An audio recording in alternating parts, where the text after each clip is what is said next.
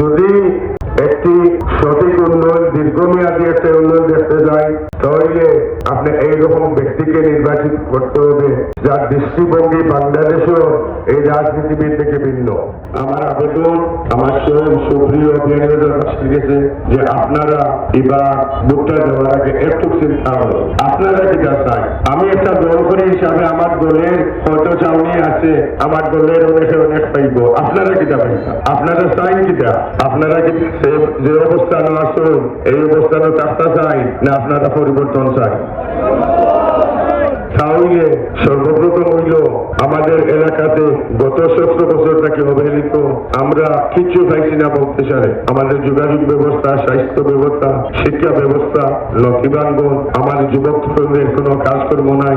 এগুলো যদি পরিবর্তন চান, দ্বিতীয় প্রশ্ন হলে কিভাবে এই পরিবর্তনটা চাই? আপনারা আগের মতো এই পরিবর্তন চাইনি যে স্বাস্থ্য কমপ্লেক্সে গেলে বাইরে গিয়ে আবর্জনায় ভরা, এইরকম পরিবর্তন চাইনি। আপনারা যেভাবে ছোট ছোট রাস্তা আছে, যে রাস্তাতে কোনো নিরাপত্তা নাই, এইরকম আবারও রাস্তা চাইনি। তাহলে যাদের দৃষ্টিভঙ্গি বাংলাদেশের রাজনীতিটাকে ভিন্ন আছে, একমাত্র তারা এই পরিবর্তন আনতে পারবে। যদি একটি সঠিক উন্নয়ন, দীর্ঘমেয়াদী একটা উন্নয়ন দেখতে যাই, তাহলে আপনি এইরকম ব্যক্তিকে নির্বাচিত করতে হবে যার দৃষ্টিভঙ্গি বাংলাদেশের এই রাজনীতিবিদ থেকে ভিন্ন। এবারকার নির্বাচন আপনার অধিকারের নির্বাচন, এবারকার নির্বাচন আপনার ভবিষ্যতের নির্বাচন, এবারকার নির্বাচন আগামী প্রজন্মের ভবিষ্যতের নির্বাচন, এবারকার নির্বাচন উন্নয়নের নির্বাচন। আমি সবাইকে আবার বলতে চাইছি, আপনারা একটু বাকিয়ে দেখুন যে আমি হয়তো এই দল করি, সে দল করি, দলে পাইব আমার পাওয়াটা কি আছে বা হার গেছে আমি পিঠা পাইব।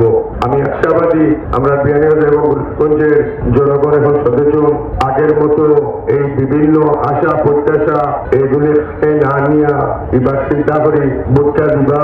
আমাদের অনেক চাহিদা আছে যেগুলি আমি ছোট একটা ইশতেহার গত 3-4 মাস থেকে দাখিল করছিলাম, সোশ্যাল মিডিয়াতে দিয়েছিলাম। সে কিছু 5 বছরের মধ্যে যতটুকু কাজ করা সম্ভব শুধু এইগুলির উপরে একটা ইশতেহার। আমি যদি আপনারে সবাইকে বলি এই 5 বছরের মধ্যে সারা বিহারি বাজার গোলাপগঞ্জ পরিবর্তন করিলেন, এটা কোনো সময় সম্ভব হইত না। তবে আমাদের মূল অধিকারগুলি ইনশাআল্লাহ আমাদের ঘরে ঘরে গ্যাস, আমাদের যোগাযোগ ব্যবস্থা, আমাদের বিভিন্ন অগ্রাধিকার থেকে ঘটা সেতু, স্বাস্থ্য ব্যবস্থা, আমাদের যুবক তরুণদের কর্ম ব্যবস্থা, এই জিনিসগুলি ইনশাআল্লাহ আমি আগামী 5 বছরে এইগুলি আপনাদের সবাইকে নিয়ে আমি এইগুলো করবো ইনশাআল্লাহ। আমি আশাবাদী আপনারা সবাই রাষ্ট্রপতিকে আমাদের ভোট দিয়ে নির্বাচিত করিবা।